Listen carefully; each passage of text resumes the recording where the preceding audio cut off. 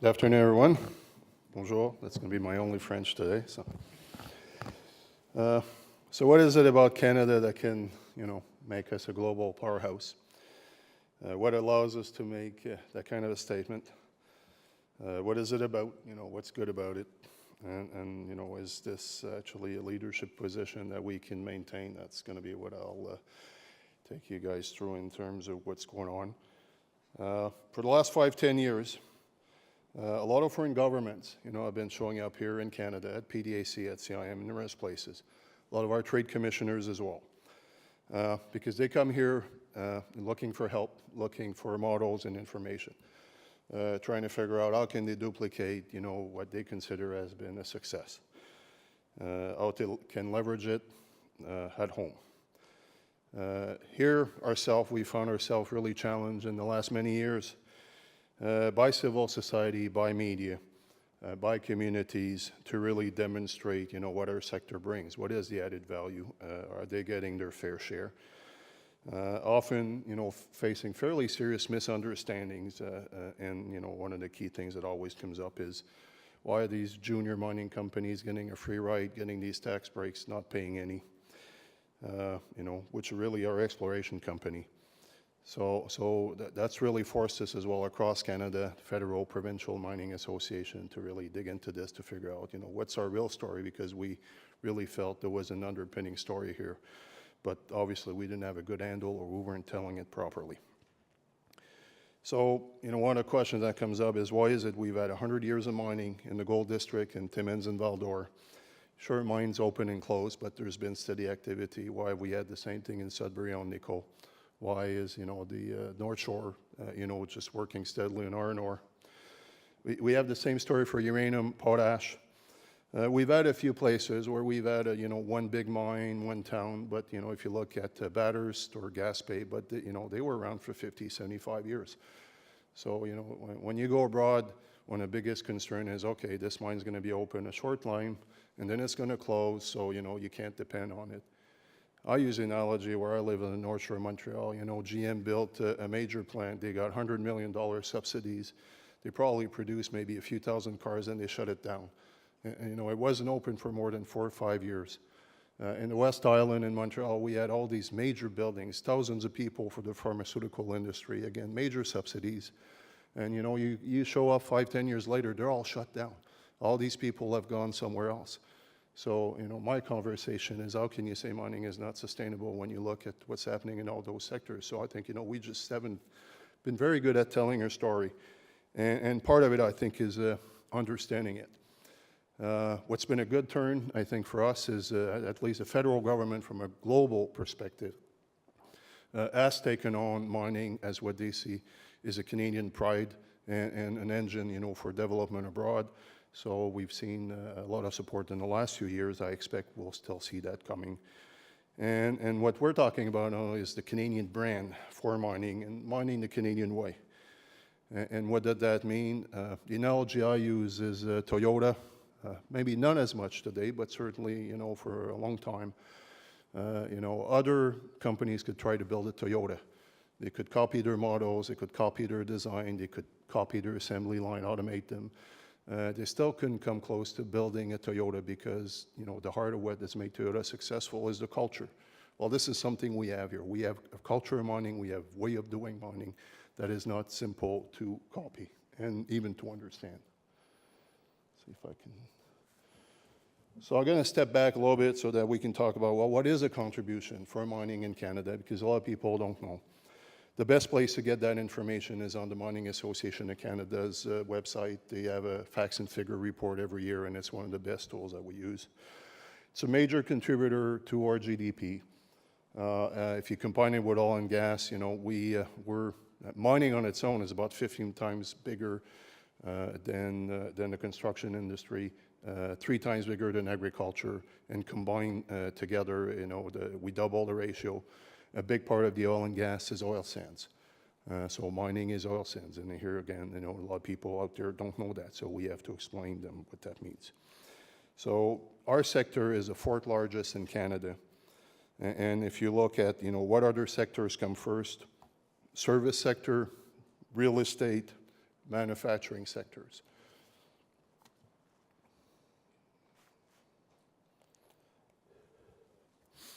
And as mining goes, so does Canada. If we're looking at total employment, again, figures may change. There is easily about 400,000 total, direct employment by mining in Canada. One of our challenges is understanding the supply side. We are starting to get some good data about the supplier impact, but I would say, even at best right now, what we know is that there are tens of thousands of suppliers across the country. Quebec, the Quebec Association, and we helped them, did a study about 3-4 years back. They figured there was almost 5,000 suppliers in Quebec, and the biggest mining city actually was Montreal, because so many of the consulting engineering firms and so many of the supply firms were based there.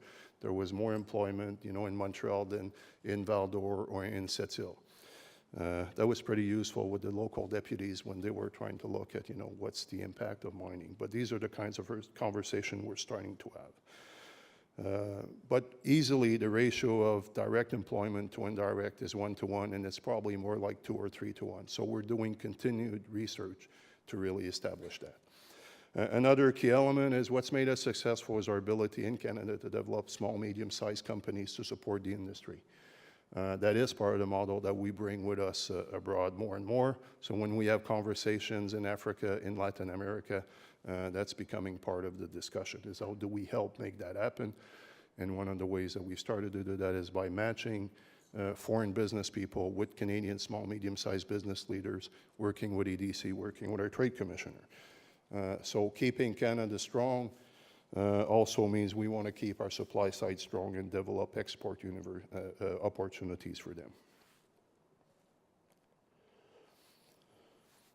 What also makes us strong is a number of mines. We have sheer volumes, but over and above that, we have a lot of diversity. There are very few countries that really are in the top 5, top 10 in terms of 15 to 20 different metals, minerals, and there are even fewer countries that really cover the whole chain, from prospection, exploration, all the way to processing, metallurgy, and transformation. So that's what's been, a force for us with our consulting engineering firms. Our challenge is that something we can maintain in the future? So what's worked for us in the past is not necessarily what will work for us in the future, but I'll be discussing that a little more. So here's a few of the minerals. So we are in the top few, and these are substantial. We're talking about billions of dollars. And if you look globally, here's where we're top 5 major producers worldwide. And there's about another 10, 12 metals, minerals where we're in the top 10. What's also, really made us strong is the fact that, we've developed Bay Street and Vancouver as a powerhouse for financing. Everybody today will know that financing is not as simple as it used to be. You can't rely on markets as much. There's a lot of private financing. There are national companies that are looking at financing. The real question is, when things start to come up, are we going to go back to the old model? Is it going to change? This is something we don't know. One of our challenges in Canada is how do we keep Bay Street strong? How do we keep Canada strong? What we believe is market instruments like 43101, instruments like SimVal and other valuation methodologies that can be embedded in government requirements here and abroad are about the best bet we have, not only to have a level playing field with some foreign companies, but actually to give us a competitive edge. So the whole area of standards definition is going to be strategic for us in Canada, I think, in the future. As much to keep mining here as to really provide our mining companies and our supplier a strong base abroad. So leadership on standards. We developed in association with market authorities, CIM definition, best practice guidelines around 43101. And right now, if you look at a lot of recent reports, there's a lot of challenge in terms of the quality and how solid some of those reports are. If we want to stay strong, we have major work to do in the next while, to bring back a lot of training and to help people understand what it means to do quality reports. But it is a global standards. So right now there is huge appetite by geologists and by professionals in the mining industry worldwide to really get a better handle on what that is. And that's a fantastic opportunity for us for professional development and leadership based on our standards and the way we want to see mining done. The Global Mining Standards Group is something we created about 3 years ago. This is an effort together with SME, the Australasian IMM, and the South African IMM, to develop definition best practice guidelines in other areas of mining. What we are finding out is that there are not a lot of global mining standards, and it's difficult then from foreign governments to require, mining industry, exploration companies or operators to adhere to those standards. So we decided that the four of us would pull together, and we're looking at new definitions, we're looking at standards, best practices on safety, on reliability, on energy management, comminution. So there is a full website, and there's a lot of information. And we probably right now have 25 of the world's top big mining companies that are actually on board helping us develop those standards in 16, 17 different areas. So you're gonna start to see stuff roll out in the next while. Again, this is our best way for us, not just to level the playing field, actually to give us a competitive advantage. The bottom one is actually ISO. There has been, probably for about 50 years, an internal standard organization project on the table in Europe to develop mining-related standards. And it got reactivated about 18 months ago. Canada wasn't part of it, Australia, US weren't part of it. One key element of this was definitions and standards for reclamation, which was actually led by Korea, if you can imagine. So the reality is these are happening, these are going on. So we had consultation as well with other industry association, and at the end they asked us to take the lead because we're the most far-reaching organization in terms of getting to our professional. That's a 5-year project, and it's probably going to cost us about $500,000 to be at the table, but if we're not at the table, I don't think we want to take the risk because having Korean define how we're going to do reclamation. Other countries we're looking at hoisting and shafts design. Again, you'll see more information. This is very new. I was just in a full meeting in Vancouver 2 weeks ago, so this is really something that we're getting into right now. Safety. One of the things that's made us very strong is our safety record, for those who know the John T. Ryan Awards. So it's one thing, that's part of our culture. It's what a lot of other governments are looking for, how we can help them develop a mining industry that's safe. One of the first recommendation we make is you need, a district or provincial, whatever the equivalent is, mine safety organization that's arm's length from the politics. Having something arm's length with the politics is usually, a key element that a lot of foreign governments don't quite understand, but that's the way it's worked here. We have challenges on safety. What we have seen is lost time incidents getting better and better. The whole pyramid is improving except the top part of it. We are seeing, not big numbers, but we are seeing more fatalities. We are seeing a few big failures.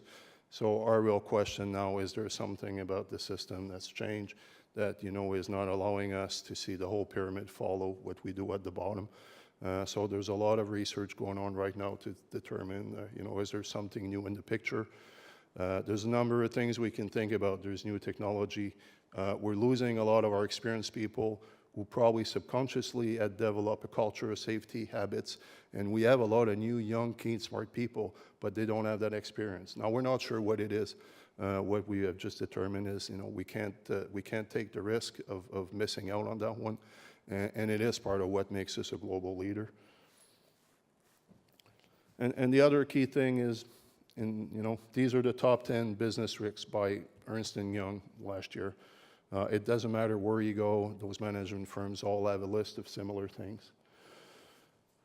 But the most important message here is if you look from 2008 to 2013, the list has changed a lot, and I'll guarantee you 2-3 years from now it will change again. We face a very dynamic, a very fluid, and a very volatile environment. And if we want to stay on top of our game, what worked for us 10 years ago, 5 years ago, is probably not going to work for us in the next 5 or 10 years. Some of it won't, and we'll need to do more in a few new areas. Those are global risks. So Do we have challenges to our global leadership position? And here's a list, in terms of where we may have challenges or we have opportunity. What's made Canada, really strong is provincial, federal investment in geoscience, the system we've developed. What will keep us strong is not just continuation, of that technology, but it's leveraging those systems and that approach so that we can start layering on top of it other geoscientific data, environmental data. We talk about genomics, we talk about traditional knowledge. We have probably the best platform to establish a different way to look at a baseline. So one of our challenges, I think, is to continue to innovate and stay ahead of the game. There is work going on there, but we don't have a clear roadmap. Pressures on energy, water, reducing the footprint. Again, our global standards group is looking at some of those, so I think we can maintain a leadership position, but we're definitely challenged. Some of the new innovation project and some of the applications, again, of genomics. And I mentioned genomics because about a year ago, we were approached by Genome BC at the AIM-BC conference to work with them to help them identify opportunities, put a working group together. Carl is part of it. The Ontario genomics folks are, so we've been a year into the project. There's going to be some significant funding available for genomics projects in 2015, and we have a very short timeline to prove some concepts, or to develop, some new applications identify for genomics. So certainly we'll be looking forward to working with Genome Atlantic as well. Tailings and reclamation. You heard the talk this morning. We've been working very closely with NRCan. The Green Mining Initiative. Janice Zink is one of our distinguished lecturers to get out there. The challenge is not just reclamation, is how do you bring back to a state where there's value added. And I can tell you in places like West Africa and in places like Central America, that's going to be even more important. You can't just, reclaim it and bring back to the same state. One of our biggest challenges in West Africa right now is not just after the mine, is how do you make sure while you're putting the mine in place that you help modernize agriculture and that you help these people develop new markets and also valorize your agricultural activity. Otherwise, you create inflation. You actually challenge their own labor, so you attract their best talent, and you end up with very perverse effect. So there's no way we can go into these places without having a much wider approach to what's the overall local economic geosystem. Safety, I mentioned this. Capital project execution cost operation, we've all seen this in the last few years. It's a big challenge. I'm not saying we have the solution, but again, the Global Standards Group is looking at other ways. One of the best options is interoperability of systems, at least a similar baseline in terms of condition measurement and monitoring. So we've got a lot of big operators together trying to work with the OEMs. This is stuff we did in the process control industry and in other sectors in the 80s and the 90s, so we're way behind. But we could learn from other industries. And if we want to keep mining strong in Canada and have a leadership position globally, it's one of the areas where there's a lot of work going on. Labor, talent, and shortage is another issue. And if you look at all the work that's been done by BMO, Deloitte, it goes beyond that. It goes to diversity. It goes to inclusion. I think there's a more and more clear body of knowledge that is showing when you have a diverse group of perspective, and that includes gender, that includes ethnies. It gives you a stronger bottom line, and it starts at the board and it goes to the management level. In this industry right now, we don't have a very solid, clear plan to deal with this. We do a few things, we start to measure it, but if we don't change the way we handle how we're going to come up with future employees, future leadership, and actually not just welcome diversity, but accelerate inclusion. I think we're going to be seriously challenged when the upturn comes up in 5 or 10 years. So a common challenge in all of North America, and not just here, is what we call the STEM challenge. How do you attract kids, people to science, technology, to engineering and mathematics? The other one is how do we tell our story? So we've touched base on this. A couple of the things that we've tried, and if you want to interest kids and future employees and future leaders in our industry, you got to work long term. We finally have about 10 years of experience now where every year, we've done a pretty exhaustive show where we bring kids with buses on site to a mining trade show where they can actually experience what is modern day mining like today. We've had literally 50, 60,000 grade school kids go through this in the last 10 years. We surveyed them afterwards, and the results are just fantastic. When they experience a CAT simulator or when they meet people, of all ages and they really get to talk about mining, it demystifies a lot of the perceptions. They're not dealing with a corporation, they're dealing with real people, they're getting the real story. And they walk away when, with a perception that this is a cool industry, this is something I probably would like to work with, this is a place where I can make a difference. And then when they walk in on the floor, their perception of the industry is it's poor to okay, maybe good. And when we ask them, look, would you come back? Would you recommend it to your friends? The answer is an unqualified yes all the time. We get letters from school boards. So you're going to see us and working with other industry partners continue to invest. Now, we've done this for 10 years. So, we spent probably about $1 million ourselves. Mining Matters is some of this.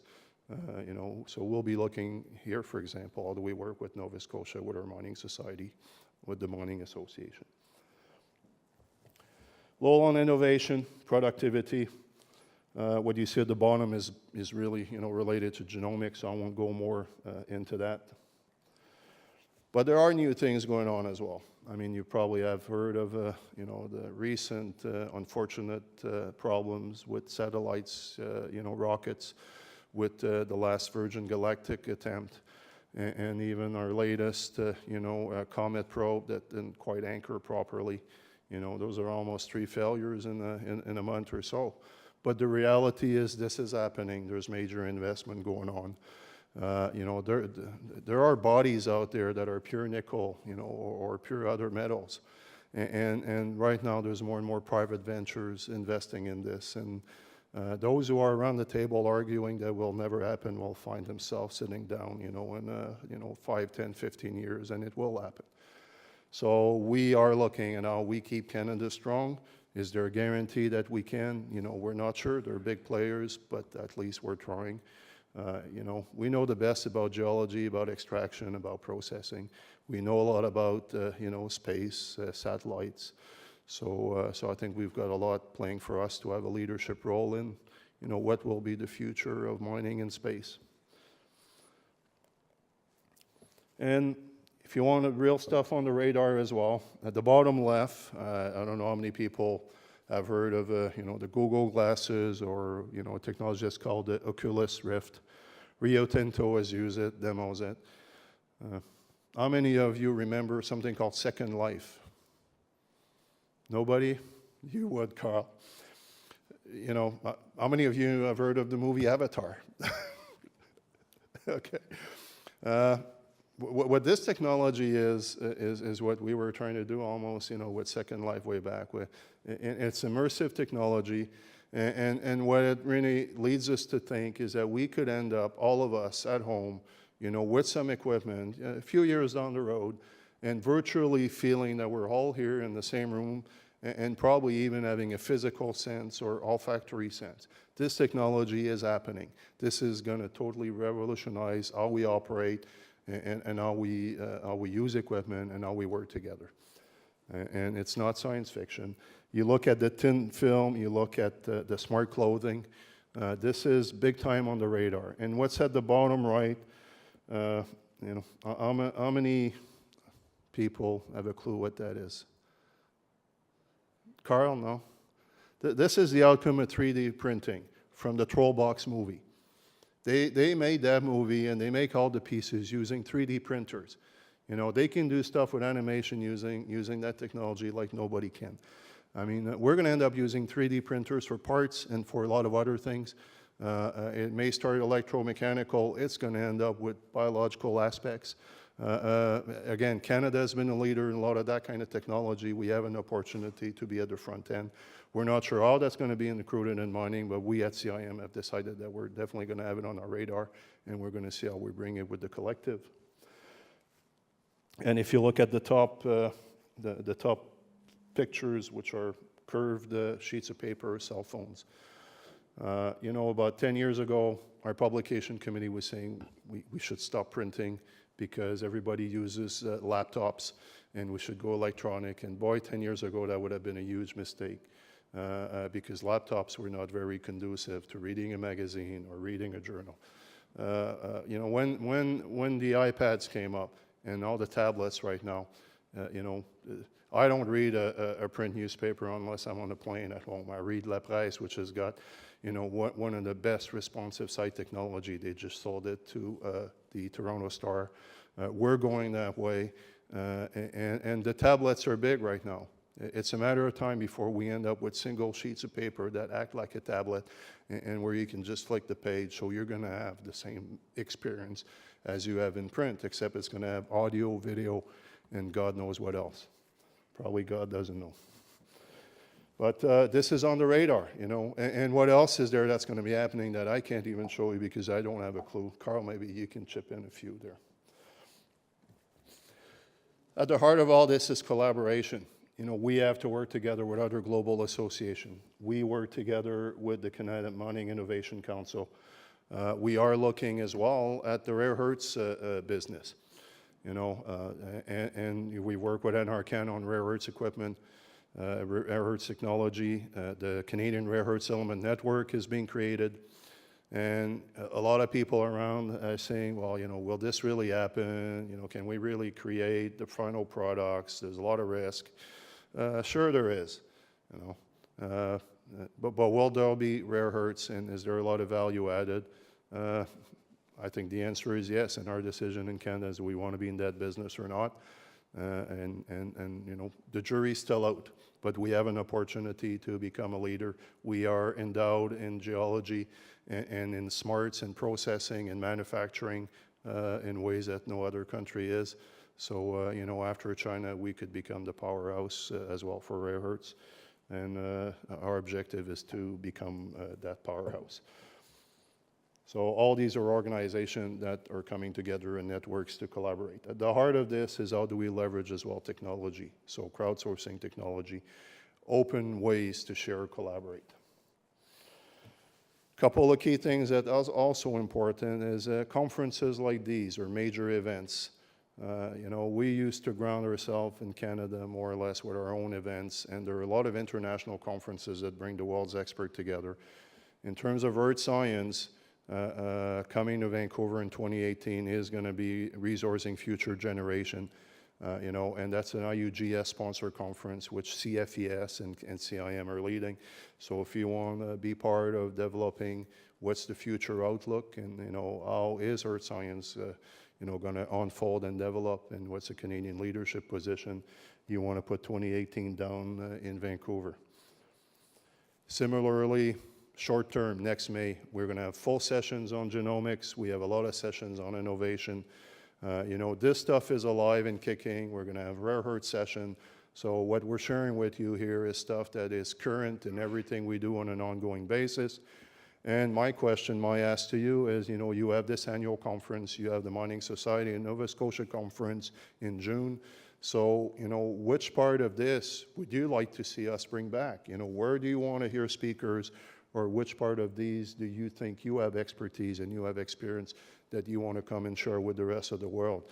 So I think this is an open call for people here in Nova Scotia to become part of making and shaping this future. One of our commitment in that sense is just strengthening how Canada provides solid peer-reviewed knowledge, and our joining One Mind, which right now brings together 100,000 of the world's top peer-reviewed technical papers, 100 years of history, is one option. We are looking at other options, so we will be working more and more with global partners. The next evolution of the One Mind is probably going to be some kind of online training. So we're talking, with Edgemine, but we're looking at other options. The strategic review we just completed, our most exhaustive one, is really telling us people want a lot more professional development, and they wanted root deep and deep technical knowledge. So that's the outlook on how we've been a powerhouse, and I think the challenges, some of them that we have if we want to retain that role. you know, my perspective is I'm an optimist, and I think Canada shoots way above its weight and will continue to do this. So I look forward to the update, you know, 3-5 years from now, and a better story. Thank you.